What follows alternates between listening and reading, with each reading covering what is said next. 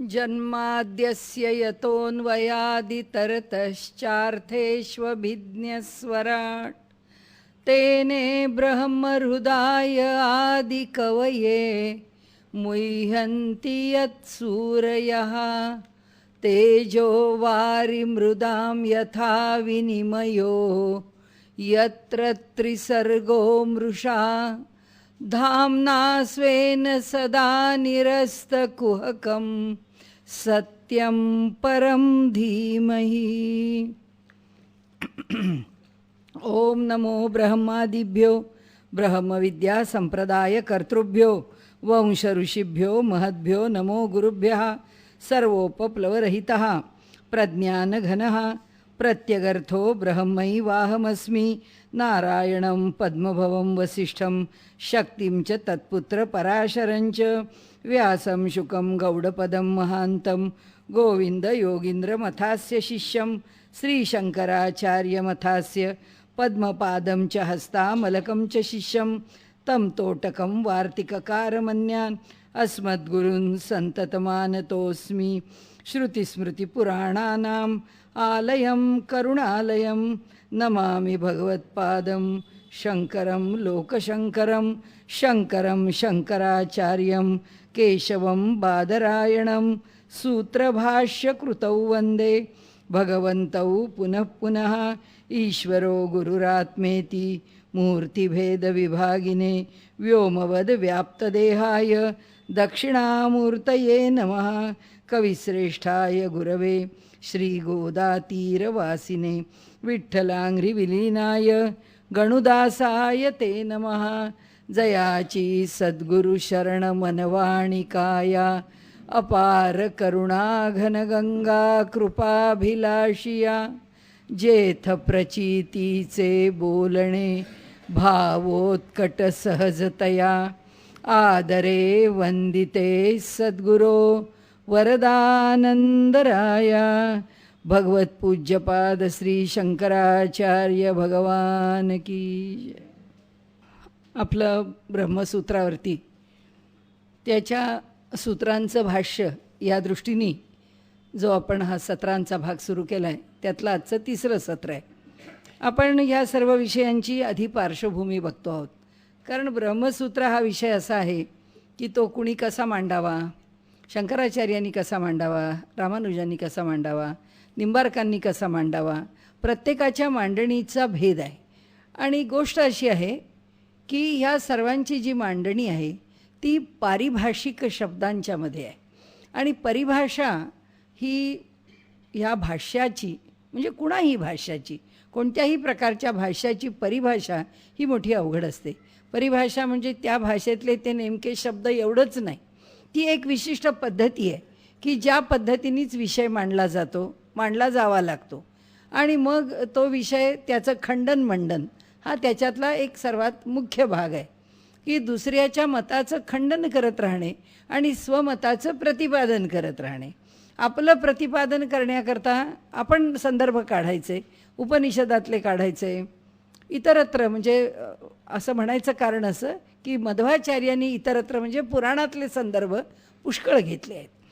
तर शंकराचार्यांनी श्रुती म्हणजे वेद आणि वैदिक वाङ्मय सोडून उपनिषद सोडून त्यांनी संदर्भच घेतलेले नाहीत.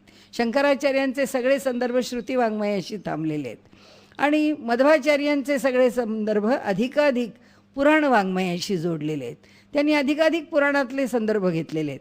रामानुजांचे निंबार्काचार्यांच्याकडे संदर्भ घेण्याचा प्रश्नच नाही.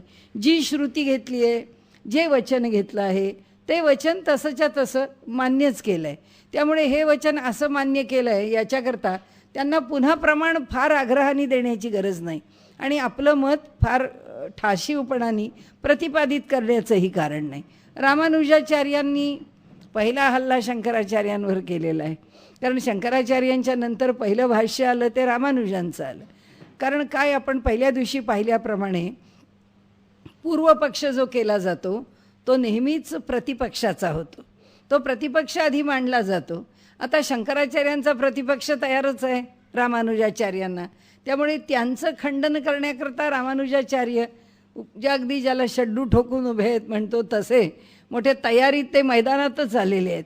पण ते सगळे कसं आहेत, पाचही आचार्य म्हणजे मल्लभ आहे, अतिमल्लभ आहे, एकापेक्षा एक श्रेष्ठ मल्ल आहेत ते. आणि त्यामुळे कुणी कुणाचा पराजय करायचा हा काही प्रश्न येत नाही.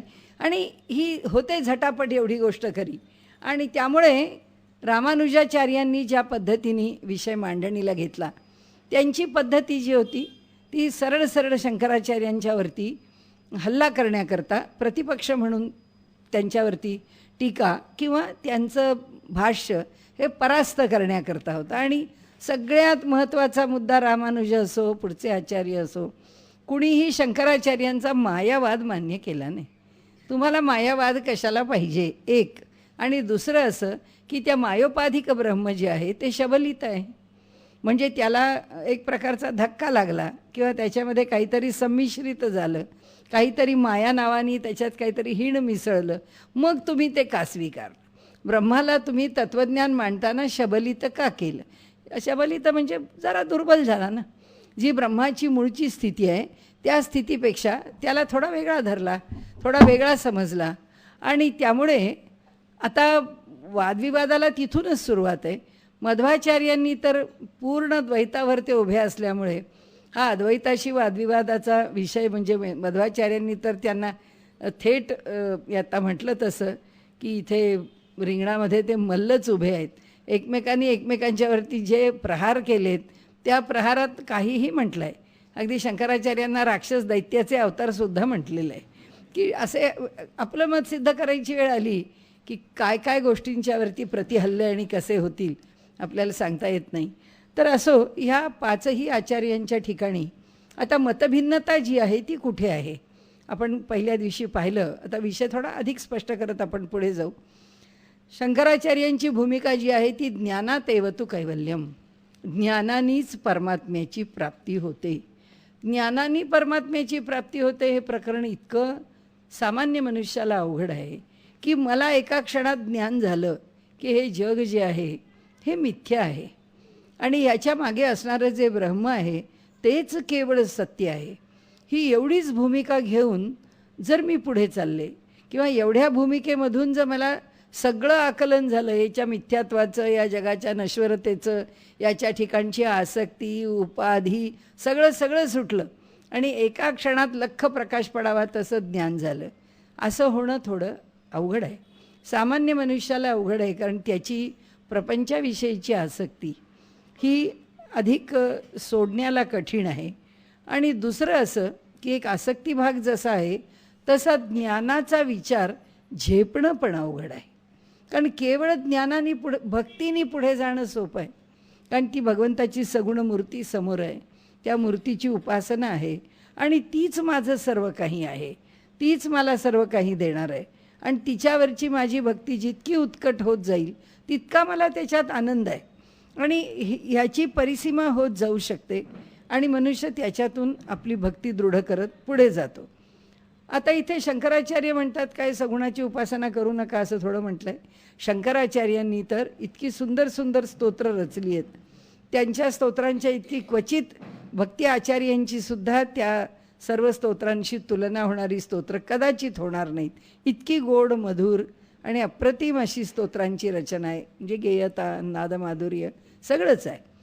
आणि त्यामुळे त्यांना मान्य आहे, पण त्यांना परमेश्वर कुठपर्यंत मान्य आहे सगुण रूपातला तिथपर्यंतच, जोपर्यंत कर्माचं फोल पण त्या साधकाला कळत नाही तिथपर्यंत, जोपर्यंत आपल्या कर्माची शुद्धी होत नाही तोपर्यंत, जोपर्यंत मनुष्याच्या उपाधी सुटण्याची स्थिती येणारं वैराग्य प्राप्त होत नाही तोपर्यंत.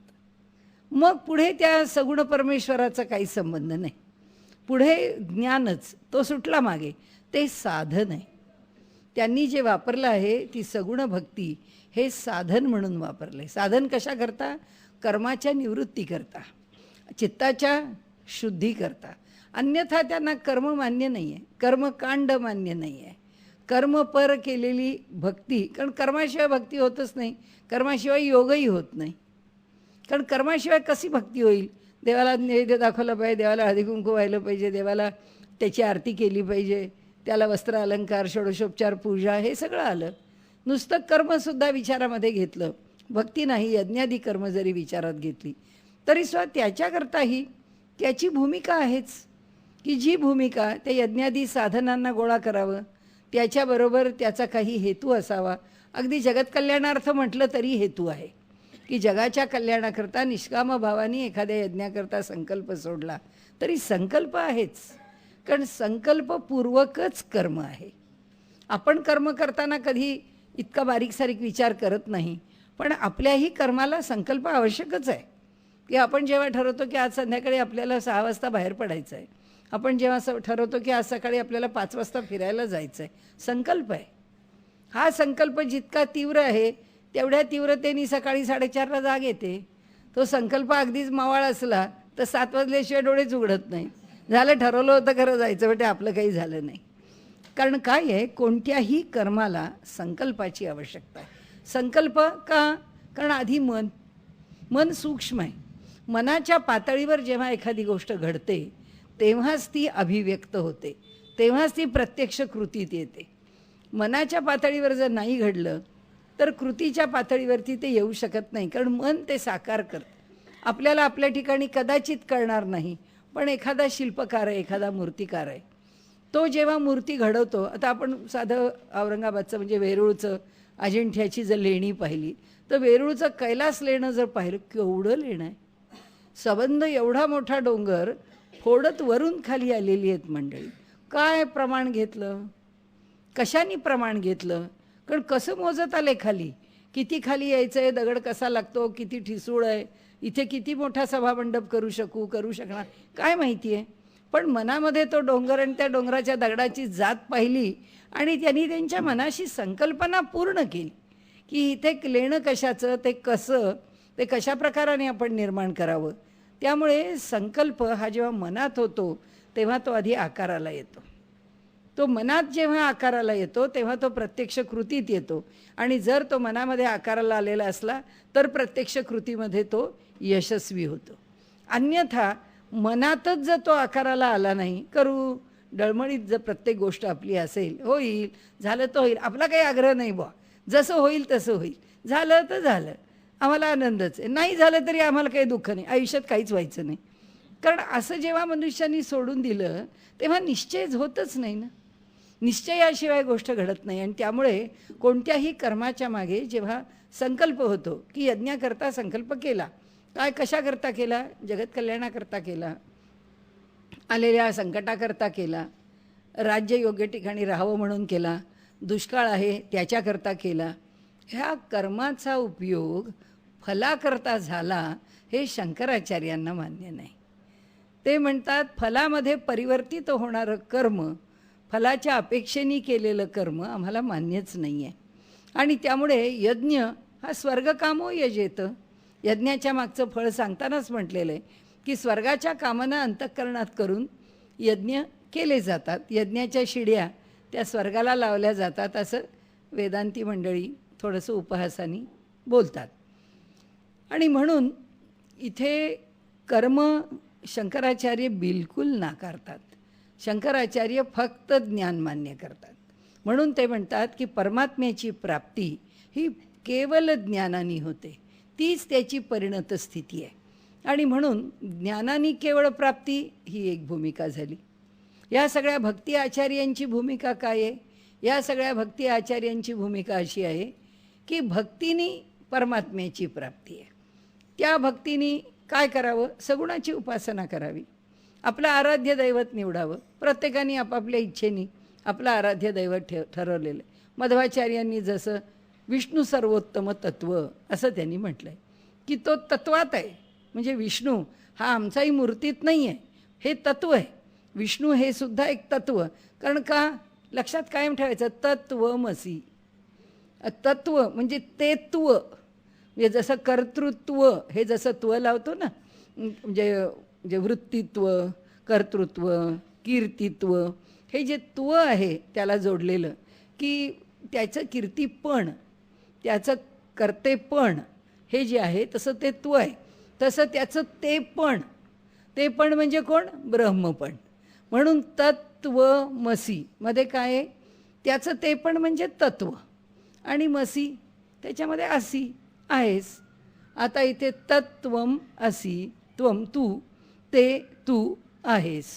आता जे तत् आहे त्या तत्ला तत्व म्हणजे तत्चं तत्पण, हे म्हणजे कर्माचं कर्मपण, दानाचं दानपण, प्रेमाचं प्रेमपण, हे जे पण आहे तर ते त्या ठिकाणी तत्व आहे. मध्वाचार्य कुठे म्हणतात की फक्त तो सगुणामध्ये ह्या मूर्तीत आहे इथंच आहे, तो नाही म्हणत.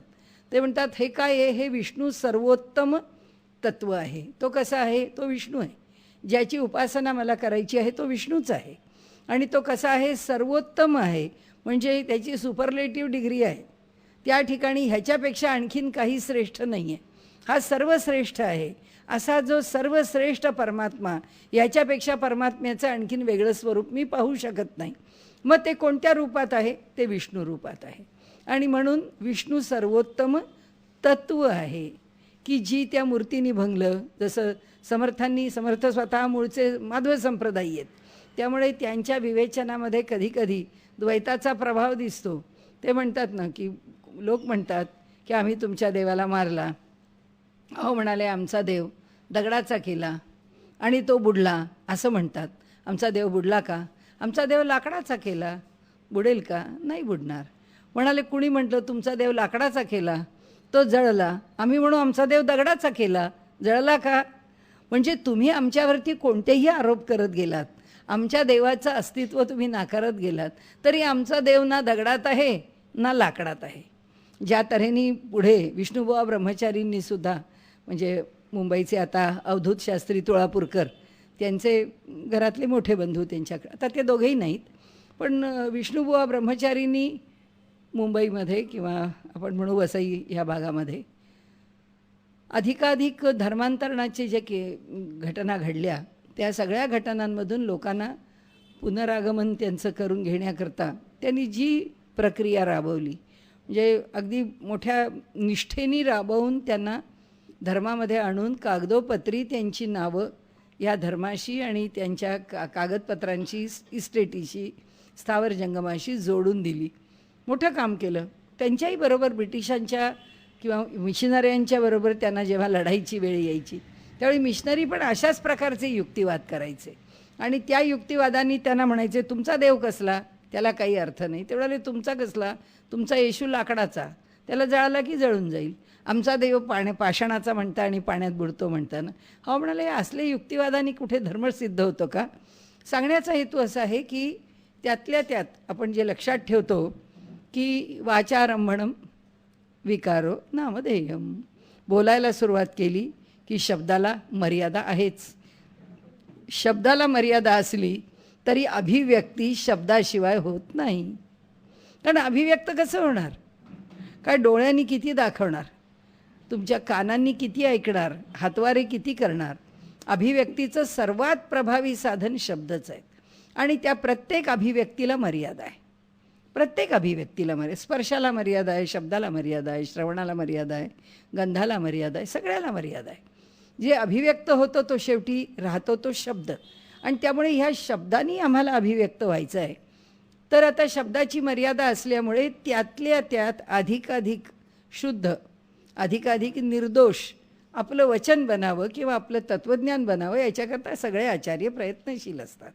आणि म्हणून मध्वाचार्यांनी अगदी दुसऱ्या टोकाला द्वैत असलं तरी हा आमचा विष्णू, मग त्यांच्यावर कसले भराभर हल्ले झाले असते की मग हा तुमच्या घरातला विष्णू का, का तुमच्या मंदिरातला विष्णू का, उडुपीचा विष्णू, कुठला विष्णू, असं होईल ना सगळं.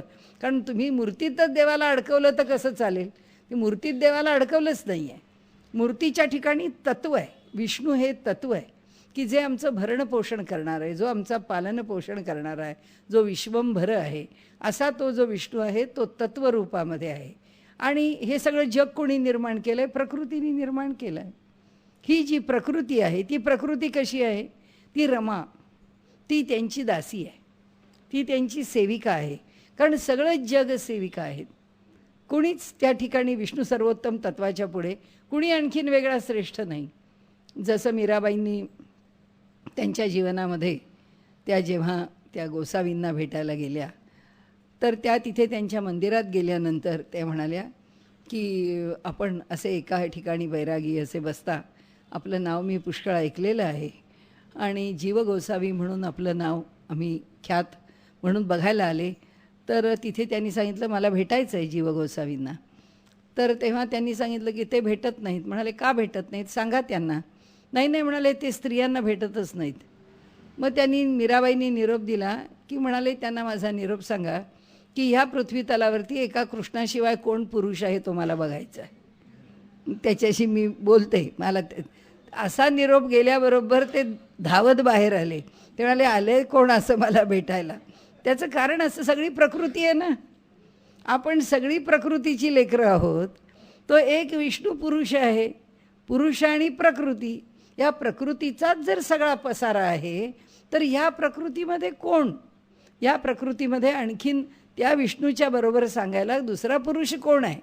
आणि त्यामुळे मध्वाचार्यांनी ज्या प्रकाराने रमेला दासी म्हटलं आहे की ती प्रकृती आहे, ती सगळं जग निर्माण करते, ती कुणाच्या आज्ञेने करते, जसा स्वामी सेवकांना आज्ञा करतो तसं भगवान विष्णूंनी आज्ञा करावी आणि सेविका म्हणून रमेनी या सगळ्या जगाची उत्पत्ती करावी, ती लक्ष्मी.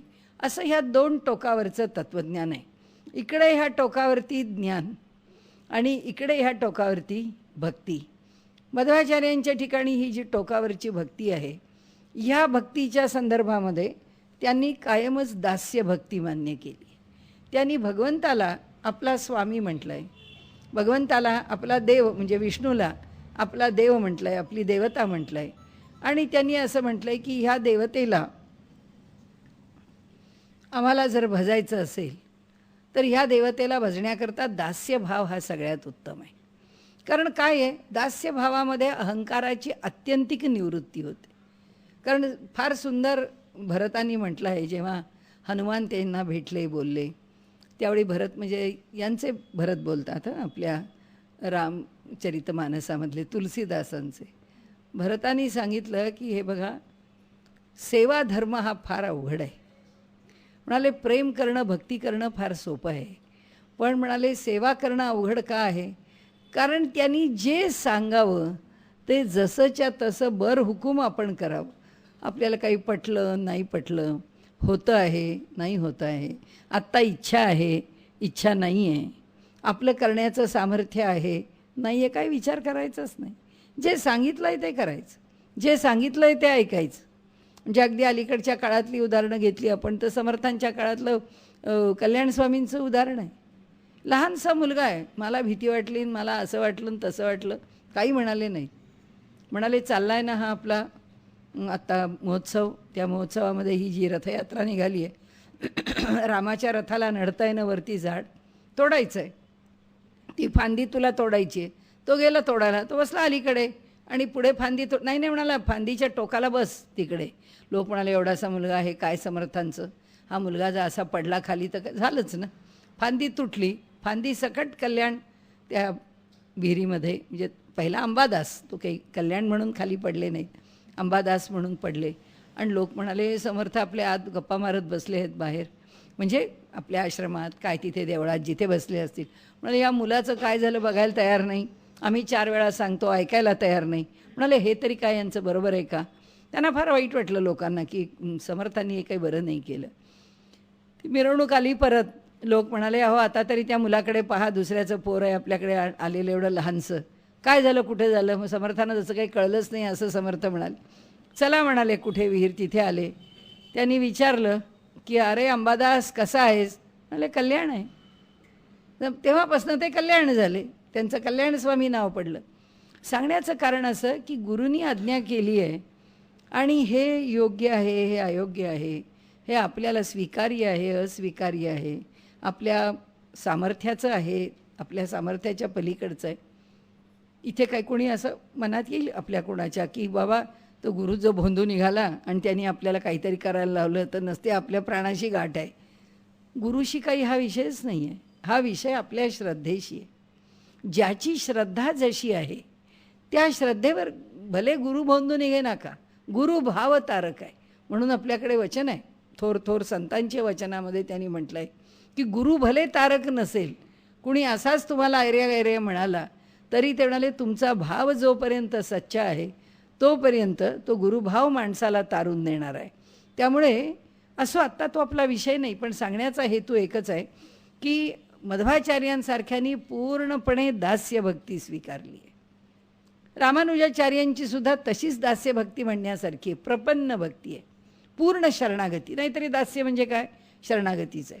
यांची पण शरणागतीच आहे, पण यांची शरणागती जीवे भावे वित्ते चित्ते, समर्थांनी दासबोधात म्हटल्याप्रमाणे सगळं सर्वस्व जीवनामध्ये आपल्या आराध्य दैवताच्या ठिकाणी समर्पण केलेलं आहे.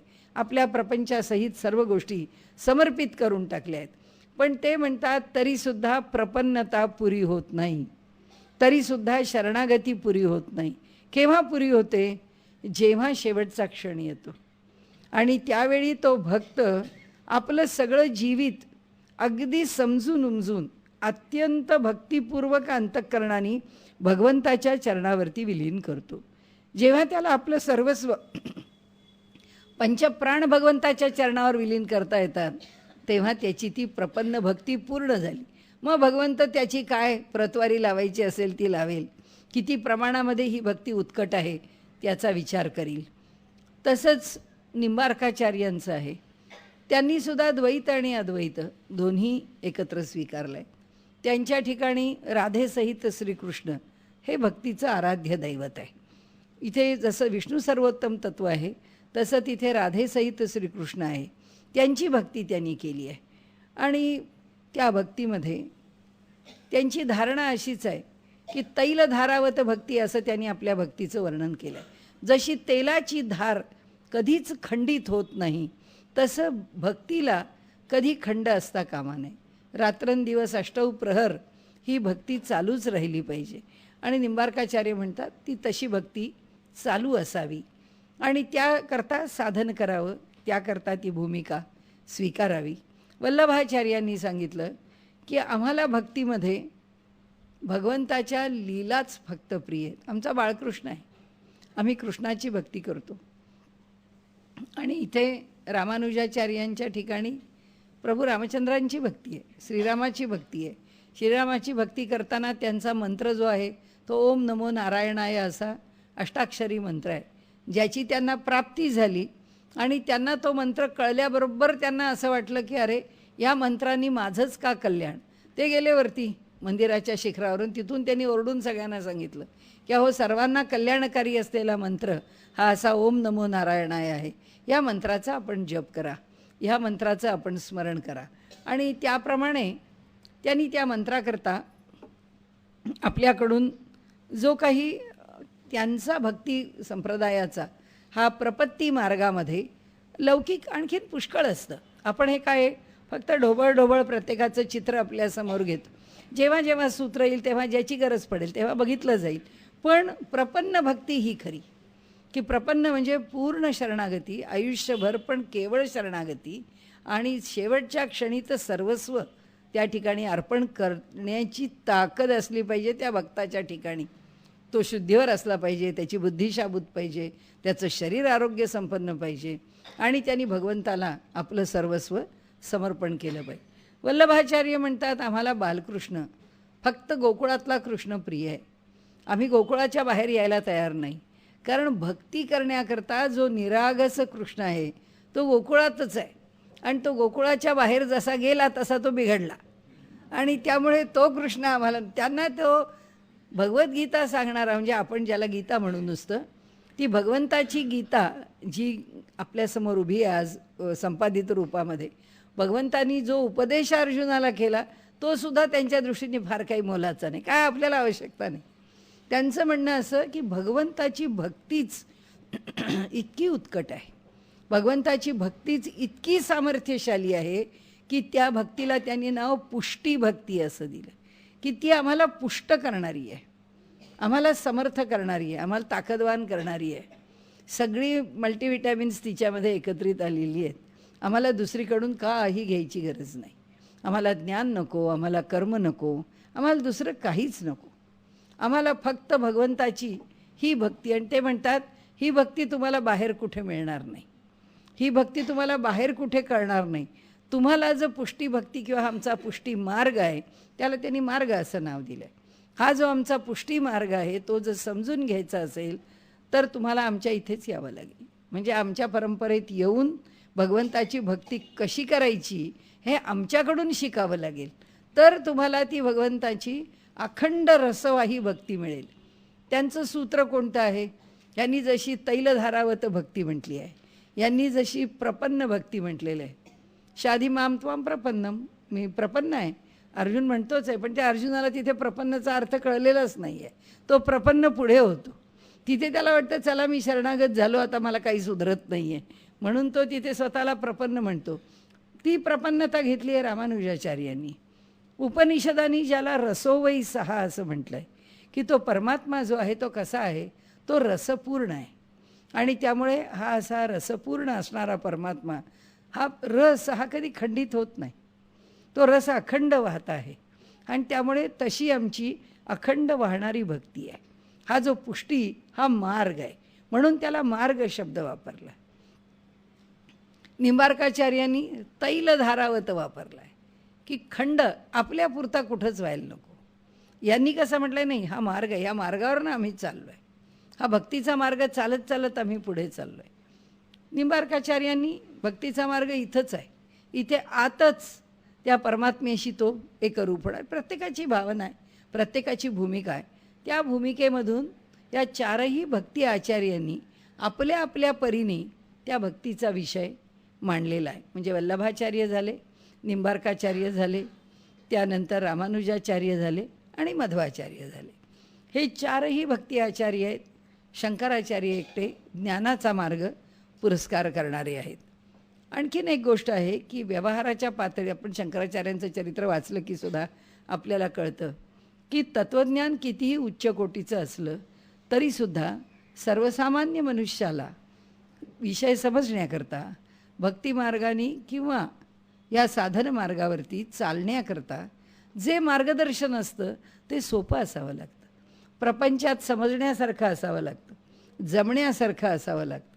आणि त्यामुळे जेव्हा प्रसारकाच्या भूमिकेमध्ये, प्रचारकाच्या भूमिकेमध्ये शंकराचार्यांसहित हे चारही आचार्य उतरतात, तेव्हा ते माझं शुद्ध अद्वैत आहे, माझं ते केवल अद्वैत आहे, माझं शुद्ध द्वैत आहे, कोणी म्हणत नाही. या कशाचीही चर्चा कोणी करत नाही. हे पाचही आचार्य त्या पातळीवर संत आहेत. संत जसे लोकांना मार्गदर्शन करतात आणि तसं असं हे चालत आहे मग कळ येते असं आहे ना. आपला आपला अधिकार आहे, तो अधिकार आपण चालायला लागलो की कळतो. अधिकार तैसा दावी याला मार्ग. प्रत्येकाला मार्ग दाखवताना त्याच्या अधिकारानेच दाखवावा लागतो. एक दुसरं असं की प्रचार प्रसार करताना या संतांनासुद्धा एक सामान्य पातळीवरती, म्हणजे एका ठिकाणावर एक सामान्य गोष्ट मांडावी लागते की बाबा असं अशी भक्ती करा, असा प्रचार करा, ही आमची मतं, हे आमचा वारकरी संप्रदाय, हे टिळे माळा, हे पताका, त्याच्याबरोबर ह्या गळ्यामध्ये तुळशीच्या माळा, हे जी जी काही प्रतीक आहेत, चिन्ह आहेत, भूमिका आहे, ही सांगायला लागते. पण प्रत्यक्षामध्ये संत हे ये हृदयीचे ते हृदयी घातले हीच भूमिका आहे. त्यामुळे ते त्या त्या व्यक्तीला तो तो आनंद किंवा तो तो अधिकार हे आपल्या अधिकारातच देतात. त्यामुळे शंकराचार्य असो की मध्वाचार्य असो, जेव्हा प्रचार प्रसाराला निघाले तेव्हा मात्र ते संतांच्या अंतःकरणानेच निघालेत. त्यांनी कोणाला म्हटलं नाही तुला माझा मार्ग पटला आहे का, तुला ही माझी शुद्ध द्वैत भूमिका पटली आहे का. तो म्हणतो मला काय करणार स्वामी महाराज, तुम्ही मला माहिती आहे, माझी तुमच्या ठिकाणी श्रद्धा आहे, तुम्ही सांगाल ते मला मान्य आहे. त्यामुळे तत्त्वज्ञानाच्या वरच्या पातळीवर हे जे ब्रह्मसूत्राच्या ठिकाणी असणारे जे तात्विक मतभेद आहेत किंवा त्याच्यामधली जी बारीक बारीक एकमेकांच्या करता जी केलेली मांडणी आहे, ती मांडणी जेव्हा संत पातळीवरती आचार्य उतरतात, जेव्हा ते आचार्य आहेत तेव्हा आग्रही आहेत. प्रत्येकजण आपल्या मताबद्दल आग्रही आहे, आपल्या संप्रदायाबद्दल आग्रही आहे. परंतु ते जेव्हा संतत्वाच्या भूमिकेवर लोककल्याणाकरता उतरतात तेव्हा मात्र कोणी असे आग्रही नाहीत. परंतु जेव्हा आपण काही ब्रह्मसूत्र बघायला निघतो तेव्हाची भूमिका आपण सगळ्यांचा एक छेद घेऊन, ज्याला आपण क्रॉस सेक्शनल म्हणतो, की हा संबंध तत्त्वज्ञानाचा एक क्रॉस सेक्शन बघितला तर आपल्याला असं लक्षात येतं की शंकराचार्यांपासून मध्वाचार्यांपर्यंत आणि त्यांच्या आधीच्या असलेल्या अनेक आचार्यांपासून, आपण आत्ता त्यांचा आधी उल्लेख करत नाही आहे, पण असे अनेक आचार्य आहेत ज्यांच्या इथेही अश्वरथ्य वगैरे अशी नावं इथेही आलेली आहेत त्या आचार्यांची, की ज्यांनी उपनिषदांची वचनं घेऊन हीच ब्रह्मसूत्र काय, ह्याच्या आधी ब्रह्मसूत्र रचलेली आहेत, ह्याच्या आधी ब्रह्माच्या स्वरूपाचं आणि तत्त्वज्ञानाचं निश्चितीकरण केलेलं आहे, निर्धारण केलेलं आहे, त्यांनी त्यांच्या पद्धतीने केलेलं आहे. पण व्यासांनी केलेली ही जी सूत्र आहेत ही इतकी काही विलक्षण बंदिस्त आणि इतकी काही प्रभावी झाली की त्यांची नावं फक्त स्मरणाकरता, तर जेव्हा सूत्र येतील तेव्हा कळेल की हे मत कार्ष्णायणाचं आहे, हे मत अमक्याचं आहे, हे मत अश्वरथ्यांचं आहे, अशी प्रत्येकाची मतं त्यांनी त्या ठिकाणी दिलेली आहेत. आणि मग व्यासांनी त्यांची मतं कशी उभी राहत नाहीत, त्यांची मतं कशी खोडावी लागतात, ती मतं कशी मर्यादित आहेत, हे त्यांनी पुन्हा सांगितलं आहे. म्हणजे शेवटी वेदांत नावाचं दर्शन आम्हाला जे दिलं ते कुणी दिलं? व्यासांनी. हे वेदांत दर्शन कुणाच्या रूपाने दिलं? ब्रह्मसूत्राच्या रूपाने दिलं. कारण असं आहे, पूर्वमीमांसा ही यज्ञाच्या सर्व प्रक्रिया सांगणारं दर्शन आहे आणि म्हणून त्याला पूर्वमीमांसा असं म्हणतो. आणि ब्रह्मसूत्र उत्तरमीमांसा, आणि उत्तरमीमांसा ही ब्रह्मसूत्राच्या रूपाने वेदांत दर्शन देते, निश्चितीकरण करते वेदांताचं. आमच्या वेदांतात काय सांगितलं आहे, म्हणजे वेदांत म्हणजे काय? मग उपनिषदांनी सांगितलं तिथे थांबलो का ब्रह्मसूत्रामध्ये त्याची निश्चिती केली. मग वेदांत म्हणून ऐकताना आम्ही कुणाचा वेदांत ऐकतो? आम्ही वेदांत ऐकताना कुणाला वाटलं शंकराचार्याचा, ते शंकराचार्यांचा आहे. कुणाला वाटलं आम्ही मध्वाचार्यांचे अनुयायी आहेत, ते मध्वाचार्यांचा ऐक. सगळे वेदांतीच आहेत, सगळ्यांनी वेदांतच मांडला आहे. का मांडला आहे त्याचं कारण आपण पहिल्या दिवशी म्हटलं तसं, की आचार्य होण्याकरता पहिल्यांदा या ब्रह्मसूत्रावरती भाष्य करावंच लागतं. याला बादरायण भाष्यसुद्धा म्हटलं आहे. बद्रीनारायणाच्या जवळ राहून व्यासांनी जे तप केलं आणि हे लिखाण केलं, त्यामुळे ही जी सूत्र आहेत ही सूत्र बादरायण सूत्र म्हणून प्रसिद्ध आहेत, हे शारीरिक भाष्य म्हणून प्रसिद्ध आहे, ही भिक्षुसूत्र म्हणून प्रसिद्ध आहेत, ही ब्रह्मसूत्र म्हणून प्रसिद्ध आहेत. या सगळ्यांना ही एवढी नावं त्या सूत्रांच्या मागे दिलेली आहेत की त्याचा इतिहास आहे की सगळं दिलं कोणाकडे ही परंपरा. आपण पहिल्या दिवशी पाहिलं त्याप्रमाणे 4 वेदांची परंपरा ऋषींकडे दिली. आणि ही परंपरा कोणाकडे द्यायची? तर ही परंपरा देण्याकरता शुकाचार्यांच्यासारखे कोण अधिकारी मिळणार? त्यांनी आपल्या पुत्रालाच ही परंपरा दिली आणि शुकाचार्यांना सांगितलं तो आता काय भिक्षूंच्या पलीकडचा भिक्षू आहे आणि त्यामुळे ही संन्याशांच्या स्थानावरती ह्या सूत्रांचा अभ्यास केला जातो. संन्यासी लोक आवर्जून ही सूत्र ऐकतात, वाचतात आणि म्हणून त्यांना भिक्षुसूत्र असं पण म्हटलं. कारण प्रापंचिक मनुष्य आपल्या जीवनामध्ये प्रपंचात जी फलं पाहिजे आहेत, जे काही मागायचं आहे ते मागण्याकरता तो प्रवृत्त असतो. त्यामुळे प्रवृत्तीपर जीवनामध्ये तत्त्वज्ञानाचा अभ्यास किंवा मोक्षाच्या दृष्टीने वाटचाल कशी करायची ह्याच 5 आचार्यांनी सांगितली आहे. पण त्यांनी सांगताना किंवा आम्हाला उपदेश करताना अगदी सोपा उपदेश केला आहे, आम्हाला पचेल असा केला आहे, आम्हाला जमेल असा केला आहे, मार्ग मोक्षाचाच सांगितला आहे. पण तरीसुद्धा यासारखा कठोर मार्ग नाही, शंकराचार्यांनी मांडल्यासारखा केवळ वैराग्यशील मार्ग नाही. आणि म्हणून हे सगळे साधू पुरुष, हे सगळे संत सत्पुरुष त्या पातळीवर येऊन त्याचं विवेचन करतात. आता ह्या सूत्रांच्यावरती व्यासांनी पण भाष्य करून ठेवलेलं आहे. भाष्य आहेच व्यासांचं पण, आणि त्यांचं जे भाष्य आहे अतिशय सोपं, अगदी साधं, सरळ, विषयापासून दूर न जाणारं. म्हणजे मुळात काय सूत्रात सांगितलं आहे, तो मांडली तर सूत्र सगळी त्यांनीच, पण त्याच्या अनुषंगाने जो वेदांत त्यांनी मांडला तो वेदांत ह्याच्यापासून बाजूला गेला नाही, कुणा एका भूमिकेपाशी तो थांबला नाही. या सगळ्यांच्या 5 भूमिका मांडल्या, या भूमिका म्हणजे संपल्या का? नाही. असे कितीतरी आचार्य आहेत, त्या प्रत्येक आचार्यांनी आपल्या आपल्या भूमिका मांडल्या आहेत. पण हे 5 प्रसिद्ध का?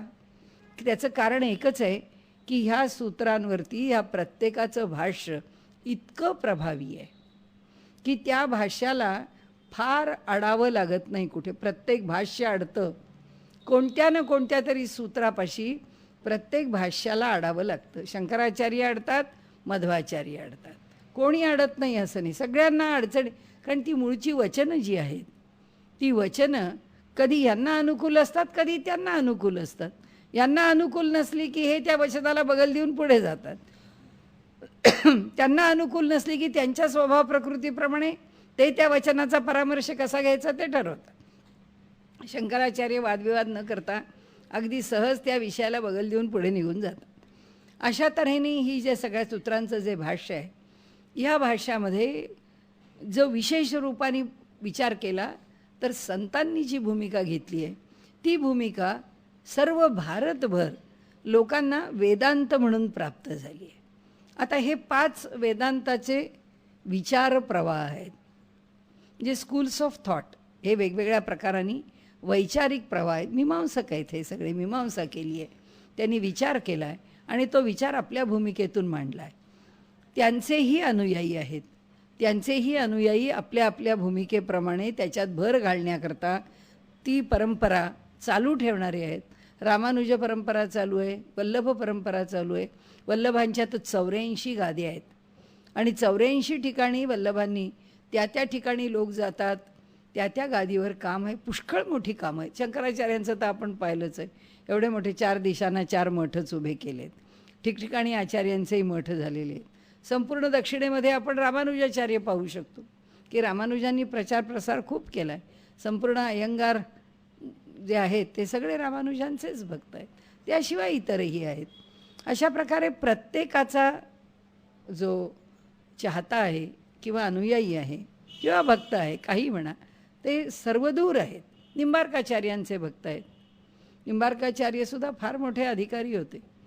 एक आपल्याला सांगितलं की नाही मला माहीत नाही मी, पण निंबार्काचार्यांच्या ठिकाणी त्यांना इतके मवाळ, इतके शांत, तरीसुद्धा निंबार्काचार्य गोवर्धन पर्वतावर जाऊन राहिले, कारण त्यावेळी जैन संप्रदायाचं पुष्कळ प्राबल्य होतं आणि जैन गुरूंना असं वाटत असे की ह्या वैदिकांच्या एक एक जागा आपण काबीज कराव्यात आणि म्हणून त्या एक एक जागांच्यावरती ताबा मिळावा म्हणून ते वेगवेगळ्या प्रकारांनी त्याच्या प्रयत्नशील असत. कधी वादविवाद, कधी बळजबरी, कधी प्रत्यक्ष उभयांच्यामध्ये युद्धासारखा प्रसंग, बलाबलानी त्या वस्तू मिळवणे किंवा जागांवरती ताबा घेणे, अशा अनेक प्रकारच्या गोष्टी. तर त्यांना कळलं की वल्लभाचार्य निंबार्काचार्य हे गोवर्धन पर्वतावरती तिथे राहतात. त्यांचा हेतू एकच होता की काही झालं तरी भगवंताच्या गोवर्धन पर्वतावरती कोणाचा ताबा येता कामा नये. आणि मग हे आले वरती ते जैन साधू आणि ते म्हणाले आपल्याशी मला वाद करायचा आहे. हरकत नाही म्हणाले, आणि वादविवादामध्ये जर मी जिंकलो तर हा गोवर्धन आमचा आणि मी हरलो तर मी निघून जाईन म्हणाले. ते म्हणाले ठीक आहे. आणि त्याप्रमाणे वादविवाद सुरू झाला. 1, 2, 3, 4, 15 दिवस झाले तरीसुद्धा कुणीच मागे सगळेच विद्वान, दोघेही विद्वान, त्यामुळे निंबार्काचार्यही मागे हटले नाहीत, ते जैन साधूही मागे हटले नाहीत. शेवटी 15व्या दिवशी जैन साधू हरले आणि मग ते म्हणाले की ठीक आहे, मी मान्य करतो तुमची वैदिक तत्त्वप्रणाली वरती मी आता निरुत्तर आहे, म्हणजे मी ह्याला आता उत्तर देऊ शकत नाही, माझा दोष मी स्वीकारतो. असं म्हटल्यानंतर ते म्हणाले ठीक आहे मी निघतो. ते म्हणाले असे कसे निघाल तुम्ही? तुम्ही माझ्याकडे आलात, आज 15 दिवस राहिलात, आज आता तुम्ही माझ्याकडे भोजन केलं पाहिजे, मी तुम्हाला काहीतरी खायला करून. नाही नाही म्हणाले, आम्ही जैन आहोत, आम्हाला सूर्य मावळल्यानंतर भोजन करता येत नाही. ते म्हणाले नाही, सूर्य मावळल्यानंतर भोजन करा मी म्हणतच नाही, तुमच्या नियमांना कुठल्याही प्रकारे बगल मी देणारच नाही, तुमचा नियम मी कुठल्याही प्रकारे तुटू देणार नाही किंवा तो भंग होऊ देणार नाही नियमांचा. ठीक आहे म्हणाले. त्यांनी त्यांचं भोजन तयार केलं. आता दोघांची जेवायची वेळ आली. ते जैन साधू म्हणाले अहो सूर्य मावळला आहे. म्हणाले कुठे मावळला आहे? म्हणाले हे वरचं निंबाचं झाड बघा, कडुनिंबाचं झाड होतं, त्या झाडाच्या आश्रयाने त्यांनी चंद्राचं दर्शन सूर्याचं दर्शन घडवलं तिथे. आणि म्हणाले आता सूर्य दिसतोय, भोजनाला बसा. त्यांचं जेवण होईपर्यंत तो सूर्य त्यांनी दाखवला आणि त्या सूर्याच्या प्रकाशात, म्हणजे सूर्य असताना त्या जैन साधूंचं भोजन झालं, निंबार्काचार्यांचं भोजन झालं. तेव्हापासून निंब म्हणजे कडुनिंबाच्या झाडाच्या आश्रयाने अर्क म्हणजे सूर्य दाखवला, म्हणून ते निंबार्काचार्य झाले. नाही तर ते नियमानंद नाव आहे त्यांचं, पण त्यांना मग ओळखलं जाऊ लागलं ते निंबार्काचार्य. सगळे एकापेक्षा एक अधिकारी आहेत. या कुणाही आचार्यांचा अधिकार कुठंही कमी नाही आहे, आणि त्या त्यावेळी समाजामधली अडचण दूर करण्याकरता ते आलेले आहेत. फक्त आता आपल्यापुढे मांडण्याचा हेतू एकच आहे की ह्या प्रत्येकाची एक तत्वप्रणाली जरी असली तरीसुद्धा वेदांत म्हणून जे पुढे आलं, वेदांत सूत्र म्हणजे तर ही 555 सूत्रच झाली, आणि त्या वेदांतामध्ये उपनिषदं पण आली, आणि त्या वेदांतामध्ये भगवद्गीता पण आली, म्हणून ती प्रस्थान त्रयी झाली. आता ह्या सूत्रांनी त्याची मीमांसा केली, म्हणजे ज्याला आपण तर्कानी एखादा विषय समजून घेणं. उपनिषदं तर्कानी समजून घ्यायचीच नाही आहेत, ती जशी आहेत तशी ती शिकून घ्यायची आहे.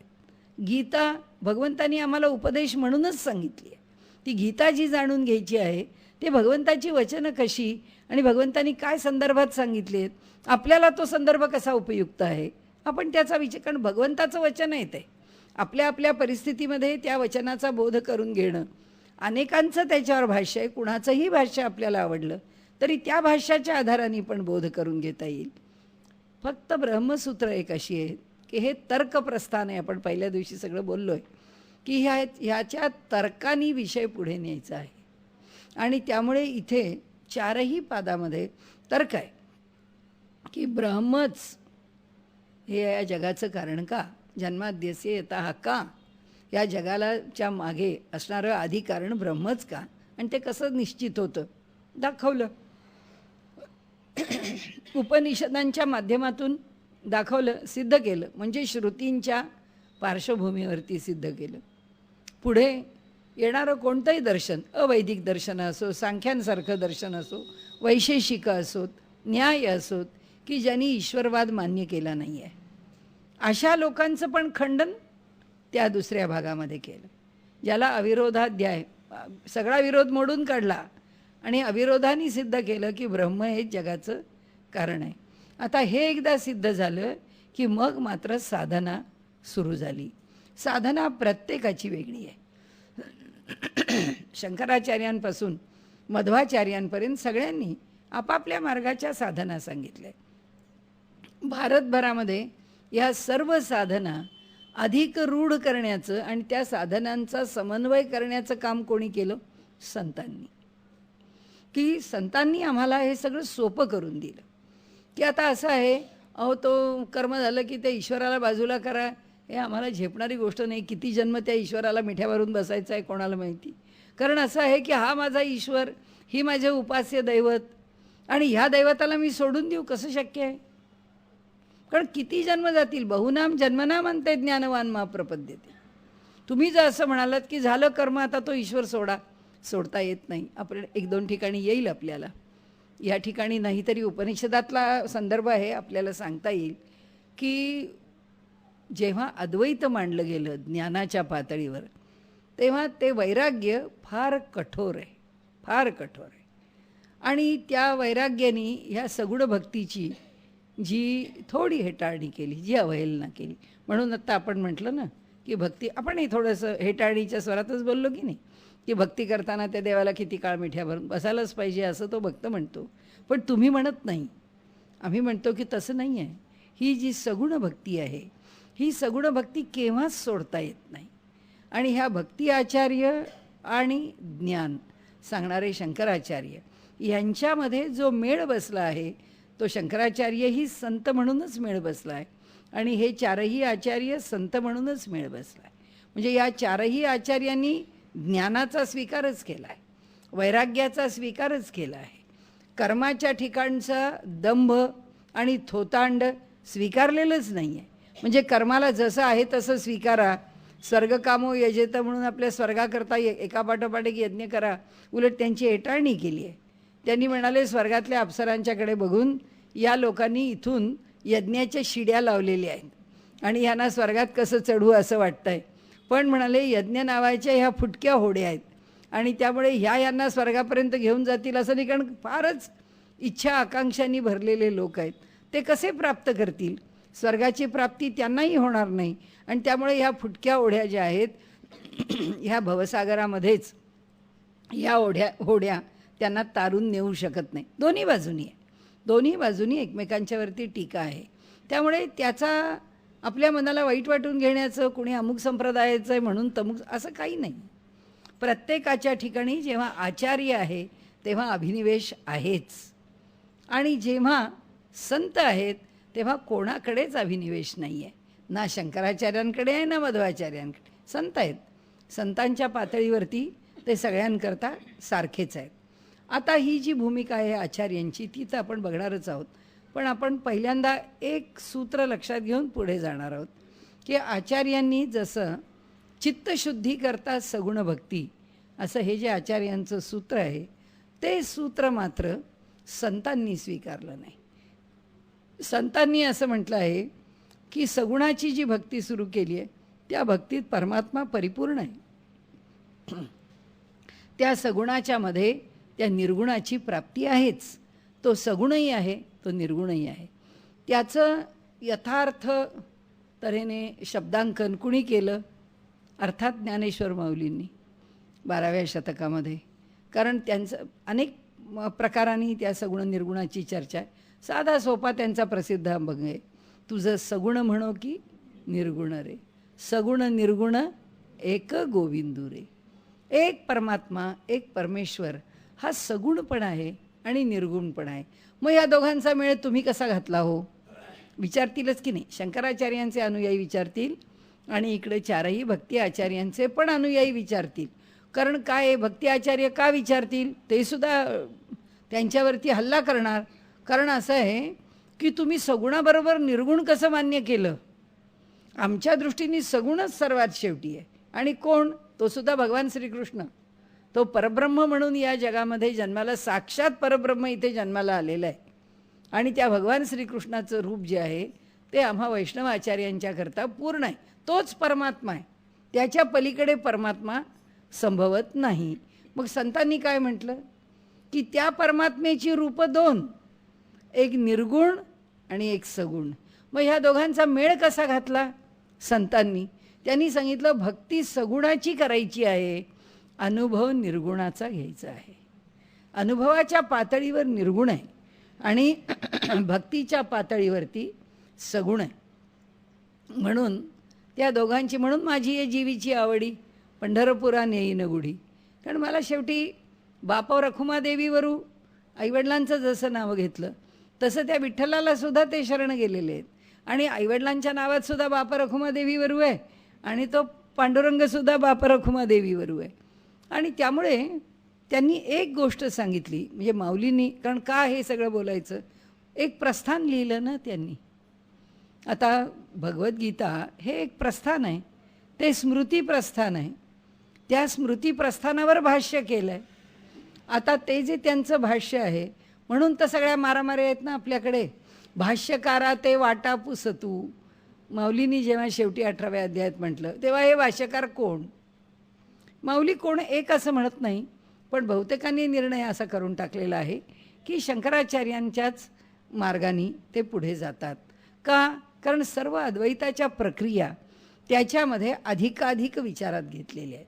संतांनी पण घेतल्या आहेत, आचार्यांनी पण घेतल्या आहेत. त्यामुळे या चार भक्ती आचार्यांच्यापेक्षा शंकराचार्यांच्या तत्त्वज्ञानाशी जवळ कोणाचं तत्त्वज्ञान आहे? संतांचं. आणि संत हे आचार्यांच्या तत्त्वज्ञानातल्या फक्त दोन गोष्टी घेत नाहीत.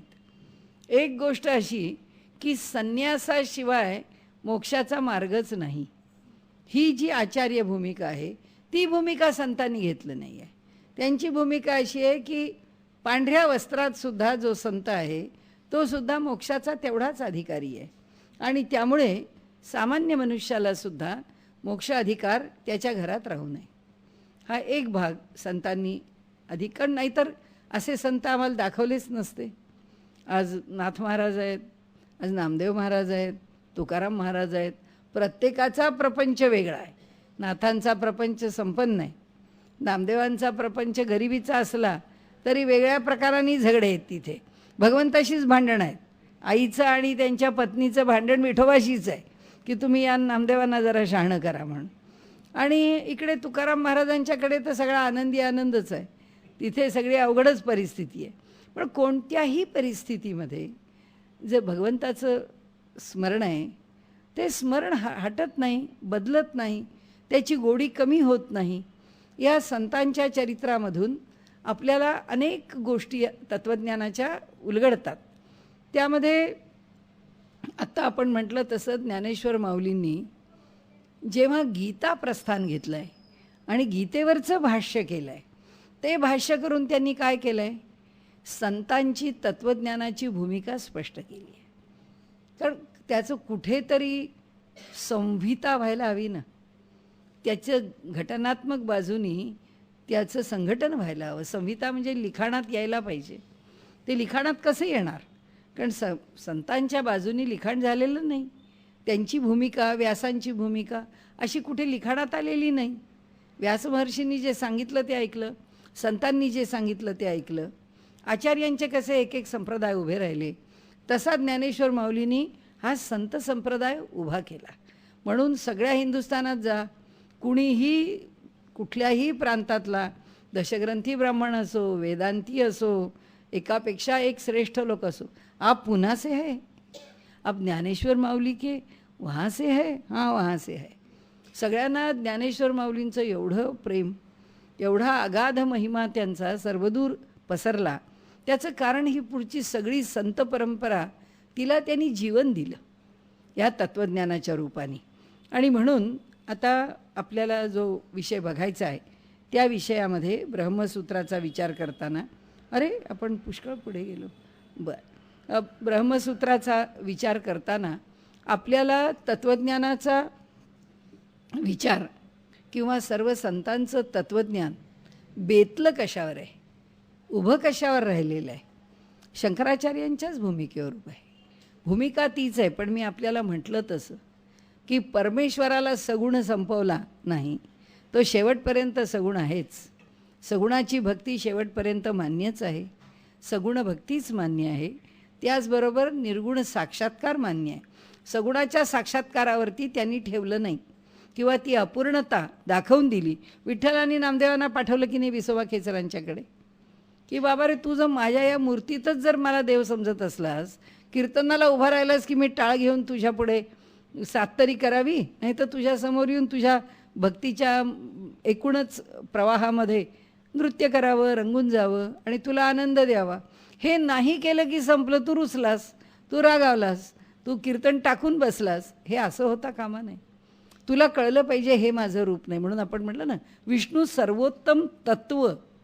तसं विठ्ठलांनी नामदेवांना दाखवलं की अरे शेवटी माझं तत्त्व काय आहे, मी कोणत्या स्वरूपात आहे आणि तू मला कसं जाणायचं आहेस, या मूर्तीत नाही. आणि त्यामुळे संतांनी तो सगुण निर्गुणाचा घातलेला जो मेळ आहे, तो मेळ या ठिकाणी विशेष महत्त्वाचा आहे.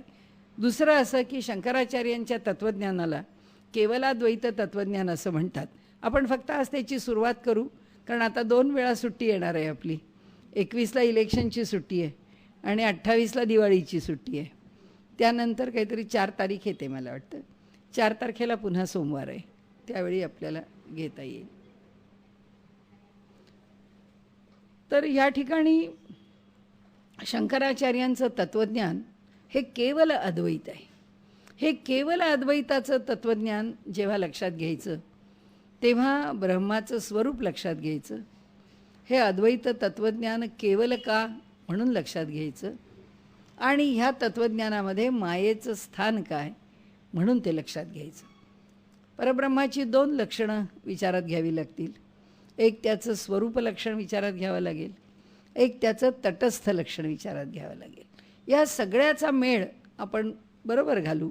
या आपण व्यवहारामध्ये जे तत्त्वज्ञान ऐकतो, जाणतो, समजतो आणि ज्या तत्त्वज्ञानाचा आपण मागोवा घेतो, आपण आपल्या विचारांना त्याच्यामध्ये बरोबर बंदिस्त केलेलं आहे. त्यामध्ये जे जे बघायचं आहे ते 5 कोशांची भूमिका आहे, ती पण शंकराचार्यांनी आपल्या तत्त्वज्ञानात घेतली आहे. त्यांनी स्वरूपलक्षण, तटस्थ लक्षण या पातळीवरती जे संतांनी स्वरूपलक्षण म्हणून सगुण म्हटलं आहे, तटस्थ लक्षण त्याला निर्गुण म्हटलं आहे. आणि त्या स्वरूप लक्षणाचा आणि तटस्थ लक्षणाचा सगळ्यात चांगला मेळ माऊलींनी कुठे घातला असेल? 9वा अध्याय. 9व्या अध्यायामध्ये माऊलींनी हे तत्त्वज्ञान मांडलं. त्यानंतर पुन्हा 13व्या अध्यायात मांडलं. आणि हा जो मेळ आहे त्या तत्त्वज्ञानाचा तो मोठा विलक्षण आहे. म्हणजे तो त्यांनाच ते इतकं आवडलं आहे की असं म्हणतात की माऊली जेव्हा समाधीला बसल्या त्यावेळी त्यांनी ज्ञानेश्वरी जी उघडून ठेवली तो अध्याय 9वाच होता. त्या 9व्या अध्यायामध्ये हे सगळं, कारण त्यांच्या संबंध तत्त्वज्ञानाचं सार आलं आहे आणि ते सगळं सार म्हणजे उपनिषदांचं सार आहे.